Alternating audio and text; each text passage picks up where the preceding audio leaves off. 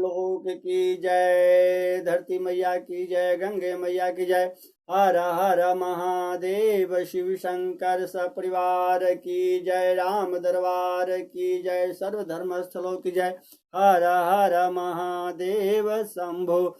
श्री शिव महापुराण में आप 10वां अध्याय तक श्रवण पान किए तथा 11वां अध्याय आप आनंदित होकर श्रवण पान करें। बोलिए आनंद कंद भगवान की जय, मुरली मनोहर घनश्याम की जय, वृंदावन बिहारी लाल की जय। श्री शिव महापुराण 11वां अध्याय शिवलिंग की स्थापना, उनके लक्षण और पूजन की विधि का वर्णन तथा शिव पद की प्राप्ति करने वाले सत्कर्मों का विवेचन। हर हर महादेव शंभु। अलाख निरंजन खोलिए पलक, देखिए दुनिया की झलक। ऋषिगण बोले, हे सूत जी, शिवलिंग की स्थापना कैसे करनी चाहिए, उनका लक्षण क्या है तथा उनकी पूजा कैसे करनी चाहिए, किस देश काल में करनी चाहिए और किस द्रव्य के द्वारा उनका निर्माण होना चाहिए। सूत जी बोले, हे महर्षियों, मैं आप लोगों के लिए इस विषय का वर्णन करता हूँ, ध्यान देकर समझिए। अनुकूल एवं शुभ समय में किसी पवित्र तीर्थ में अथवा नदी आदि के तट पर अपनी रुचि के अनुसार ऐसी जगह शिवलिंग की स्थापना करनी चाहिए जहाँ नित्य पूजन हो सके। पार्थिविक द्रव्य से, जलमय द्रव्य से अथवा धातुमय पदार्थ से अपनी रुचि के अनुसार कल्पोक्त लक्षणों से युक्त शिवलिंग का निर्माण करके उनकी पूजा करने से उपासकों को उस पूजन का पूरा फल प्राप्त होता है। संपूर्ण शुभ लक्षणों से युक्त शिवलिंग की तत्काल पूजा का फल देने वाला होता है। यदि चल प्रतिष्ठा करनी हो तो इसके लिए छोटा सा शिवलिंग, और यदि अचल प्रतिष्ठा करनी हो तो स्थूल शिवलिंग श्रेष्ठ माना जाता है। उत्तम लक्षणों से युक्त पीठ सहित शिवलिंग की स्थापना करनी चाहिए। शिवलिंग का पीठ मंडलाकार, गोल, चकोर, त्रिकोण अथवा खड़वांग के आकार का, ऊपर गोल तथा आगे लंबा होना चाहिए। ऐसा लिंग पीठ महान फल देने वाला होता है। पहले मिट्टी, अस्तर आदि से अथवा लोहे के आदि से शिवलिंग का निर्माण करना चाहिए। जिस द्रव्य से शिवलिंग का निर्माण हो उसका पीठ भी बनाना चाहिए। यही स्थावर अचल प्रतिष्ठा वाले शिवलिंग की विशेष बात है। चल प्रतिष्ठा वाले शिवलिंग में भी लिंग और पीठ का एक ही उपादान होना चाहिए, किंतु वानलिंग के लिए यह नियम नहीं है। लिंग की लंबाई निर्माणकर्ता के 12 अंगुल के बराबर होनी चाहिए। ऐसा ही शिवलिंग उत्तम कहा गया है। इससे कम लंबाई हो तो फल में कमी आ जाती है, अधिक हो तो कोई दोष नहीं है। चरलिंग में भी वैसा ही नियम है। इसकी लंबाई कम से कम कर्ता के 1 अंगुल के बराबर होनी चाहिए। पहले शिल्प शास्त्र के अनुसार एक विमान या देवालय बनाएं जो देवगणों की मूर्तियों से अलंकृत हो। उसका गर्भगृह बहुत ही सुंदर, सुदृढ़ और दर्पण के समान स्वच्छ हो। उसे 9 प्रकार के रत्नों से विभूषित किया गया हो। उसमें पूर्व और पश्चिम दिशा में 2 मुख्य द्वार हो। जहाँ शिवलिंग की स्थापना करनी हो उसे स्थान के गर्त में नीलम, लाल रंग, वैदुर्य, श्याम रत्न, मकरत, मोती, मूंगा, गोमेद, हीरा और इन 9 रत्नों को तथा अन्य महत्वपूर्ण द्रव्य को वैदिक मंत्रों के साथ छोड़ें। सद्योजात आदि 5 वैदिक मंत्रों द्वारा शिवलिंग का 5 स्थानों में क्रमशः पूजन करके अग्नि में भविष्य की अनेक आहुतियां दें और और परिवार सहित मेरी पूजा करके गुरु स्वरूप आचार्य को धन तथा भाई बंधुओं को अभिलाषित वस्तुओं से संतुष्ट करें। याचकों को जर, सुवर्ण, गृह एवं भू संपत्ति अथवा चेतन गौ आदि वैभव प्रदान करें। यथाशक्ति दान करें। दान करने का महत्व अनंत है। जैसे आकांक्षाएं अनंत होती हैं, उसी प्रकार से दान भी अनंत हैं। कोटि कोटि आप कुछ भी दान करें कम है। स्थावर जनगम आदि जीवों को यत्न पूर्वक संतुष्ट करके एक गड्ढे में सुवर्ण अथवा तथा 9 प्रकार के रत्न भरकर साधोक्त जाति वैदिक मंत्रों का उच्चारण करके परम कल्याणकारी महादेव जी का ध्यान करें। तत्पश्चात नाद घोष से युक्त महामंत्र ओंकार का उच्चारण करके उक्त गड्ढे से में शिवलिंग की स्थापना करके उसे पीठ से संयुक्त करें। इस प्रकार पीठ युक्त शिवलिंग की स्थापना करके उसे नित्य लेप दीर्घ काल तक टिके रहने वाले मसाले से जोड़कर स्थित करें। इसी प्रकार वहाँ पंचाक्षर मंत्र से परम सुंदर वेर मूर्ति का भी स्थापना करनी चाहिए। सारांश यह है कि भूमि संस्कार आदि की सारी विधि जैसी लिंग प्रतिष्ठा के लिए कही गई है, वैसे ही वेर मूर्ति प्रतिष्ठा के लिए भी समझनी चाहिए। अंतर इतना ही है कि लिंग प्रतिष्ठा के लिए प्रणव मंत्र के उच्चारण का विधान है, परंतु वेर की प्रतिष्ठा पंचाक्षर मंत्र से करनी चाहिए। जहाँ लिंग की प्रतिष्ठा हुई है, वहाँ भी उत्सव के लिए और वाहन सवारी निकालने आदि से निमित्त वेर मूर्ति को रखना आवश्यक है। वेर को बाहर से भी लिया जा सकता है, उसे गुरुजनों से ग्रहण करें। वहाँ वेर वही लेने योग्य है जो साधु पुरुषों द्वारा पूजित हो। इस प्रकार लिंग में और वेर में भी की हुई महादेव जी की पूजा शिव पद प्रदान करने वाली होती हैं। स्थावर और जंगम के भेद से लिंग भी 2 प्रकार का कहा जाता है। वृक्ष लता आदि को स्थावर लिंग कहते हैं और कृमि कीट आदि का जंगम लिंग। सींचने आदि के द्वारा स्थावर लिंग की सेवा करनी चाहिए और जंगम लिंग की आहार एवं जल आदि देकर तृप्त करना उचित है। उन स्थावर जंगम जीवों को सुख पहुँचाने से में अनुरक्त होना भगवान शिव का पूजन है, ऐसा विद्वान पुरुष मानते हैं। इस प्रकार चराचर जीवों को ही भगवान शंकर के प्रतीक मानकर उनका पूजन करना चाहिए। सभी पीठ प्रकृति जगदम्बा का स्वरूप है और समस्त शिवलिंग चैतन्य अस्वरूप है।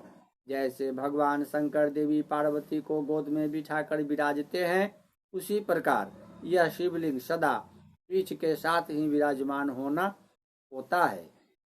इस तरह महालिंग की स्थापना करके विविध उपचारों द्वारा उनका पूजन करें। अपनी शक्ति के अनुसार नित्य पूजा करनी चाहिए तथा देवालय के पास ध्वजारोपण आदि करना चाहिए। इसी प्रकार साक्षात शिव का पद प्राप्त करने वाले लिंग की स्थापना करें तथा चर लिंग में खोष्टोपचार द्वारा यथोचित रीति से क्रमशः पूजन करे। यह पूजन भी शिव पद प्राप्त करने वाला है। आवाहन, आसन, अर्ध पाद पादम, आचमन्यम, अभंग्य पूर्णम, स्नानम, वस्त्र, गंध, पुष्प, धूप, दीप, नैवेद्यम, तांबुलाम, समर्पण, निराजनम, नमस्कार और विसर्जनम, ये 16 उपचार हैं। अथवा अर्ध से लेकर नैवेद्य तक विधिवत पूजन करें। अभिषेक, नैवेद्य, नमस्कार और तर्पण, ये सब यथाशक्ति नित्य करें। इस तरह किया हुआ शिव का पूजन शिव पद की प्राप्ति कराने वाला होता है। अथवा किसी मनुष्य के द्वारा स्थापित शिवलिंग में, ऋषियों द्वारा स्थापित शिवलिंग में, देवताओं द्वारा स्थापित शिवलिंग में, अपने आप प्रकट हुए स्वयंभू शंभु भूलिंग में अथवा अपने द्वारा नूतन स्थापित हुए शिवलिंग में भी उपचार संपन्न पूर्वक जैसे तैसे पूजन करने से या पूजन की सामग्री देने से भी मनुष्य ऊपर जो कुछ कहा गया है वह सारा फल प्राप्त कर लेता है। क्रमशः परिक्रमा और नमस्कार करने से भी शिवलिंग की शिव पद की प्राप्ति कराने वाला होता है। यदि नियम पूर्वक शिवलिंग का दर्शन मात्र कर लिया जाए तो भी कल्याणप्रद होता है। मिट्टी, आटा, गाय के गोबर, फूल, कनेर पुष्प, फल, गुड़, मक्खन, भस्म अथवा अन्न से भी अपनी रुचि के अनुसार शिवलिंग बनाकर तदनुसार उनका पूजन करें। कुछ लोग हाथ के अंगूठे आदि पर भी पूजा कराना चाहते हैं। शिव का निर्माण कहीं भी करने में किसी प्रकार का निषेध नहीं है। भगवान शिव सर्वत्र आदि भक्त के प्रयत्न के अनुसार फल प्रदान कर देते हैं अथवा श्रद्धा पूर्वक शिव भक्तों को शिवलिंग का दान या लिंग के मूल्य का दान करने से भी शिवलोक की प्राप्ति होती है। अथवा प्रतिदिन 10,000 प्रणव मंत्र का जप करें अथवा दोनों संध्याओं के समय 1,000 प्रणव का जप किया करें। यह कर्म भी शिव पद की प्राप्ति कराने वाला है, ऐसा जानना चाहिए।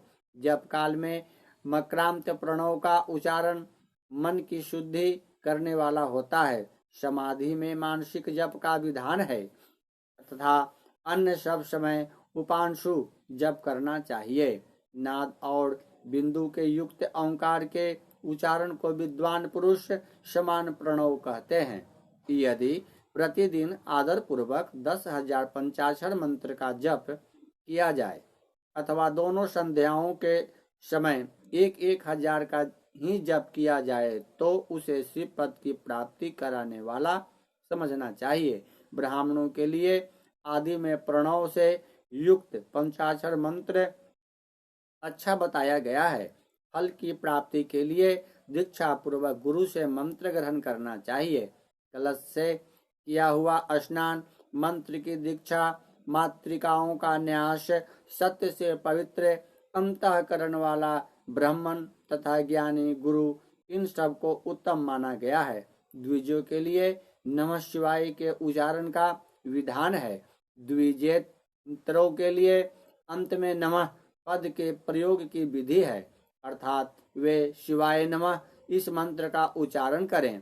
स्त्रियों के लिए भी कहीं कहीं विधि पूर्वक अंत में नमः जोड़कर उच्चारण का ही विधान है, अर्थात कोई ऋषि ब्राह्मण की स्त्रियों के लिए नमः पूर्वक शिवाय के जप की अनुमति देते हैं, अर्थात वे नमः शिवाय का जप करें।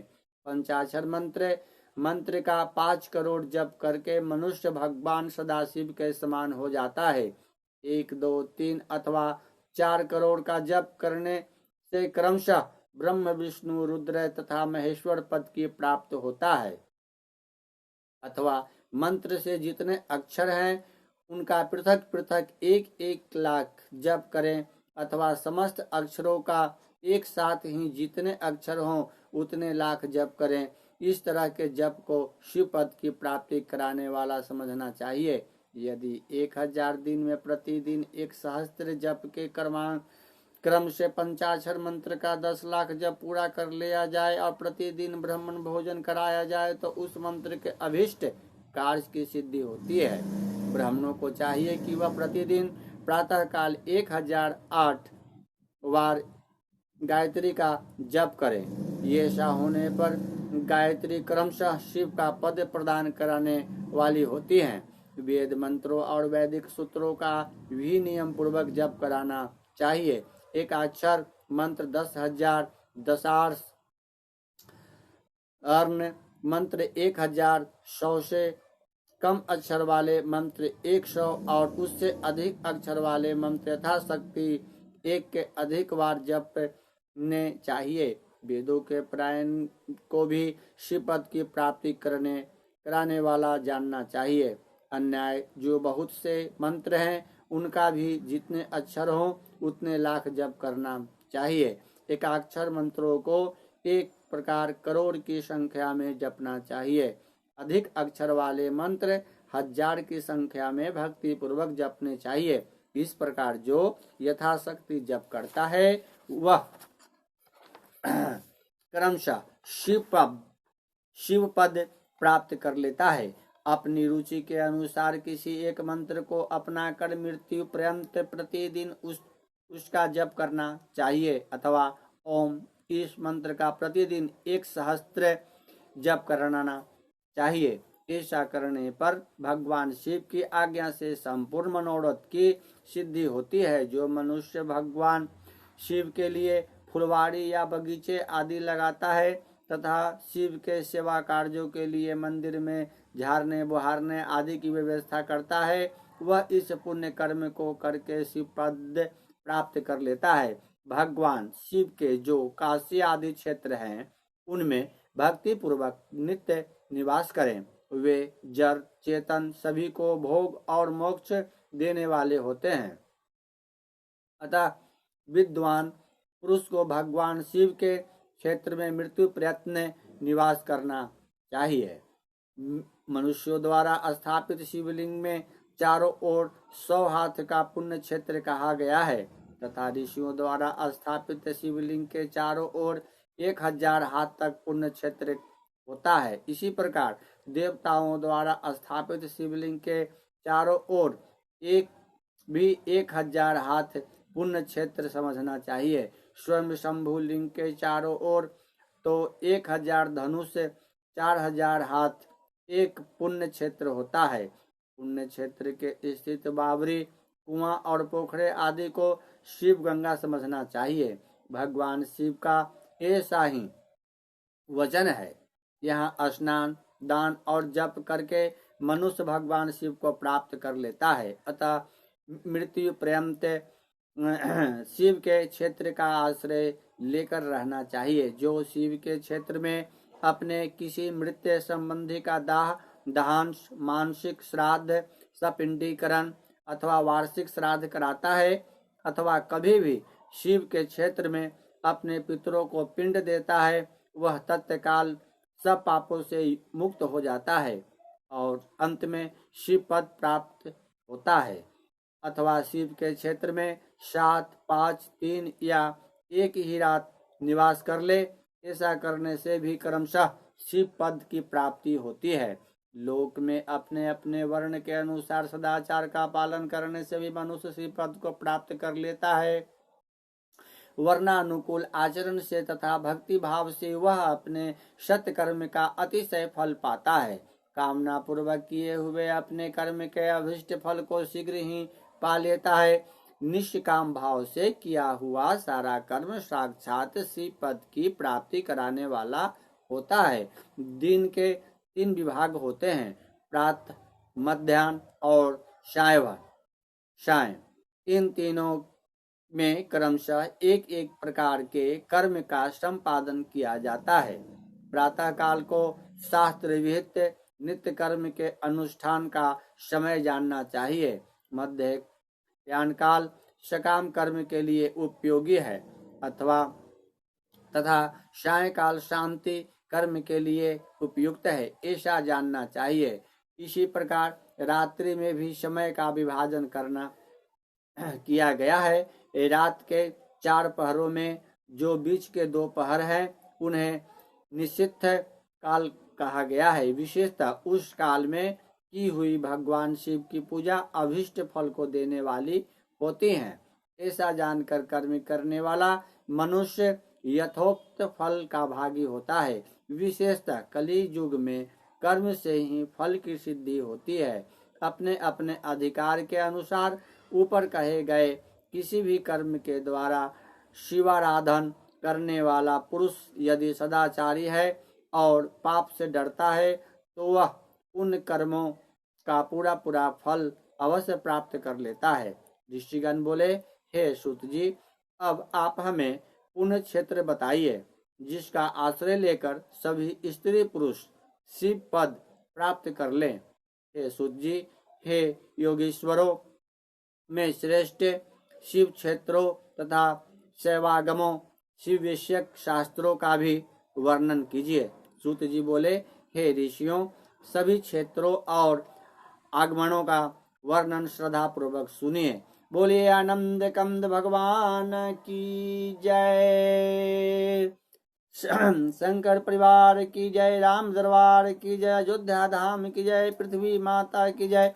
हर हर महादेव शंभो। ओम नमः शिवाय।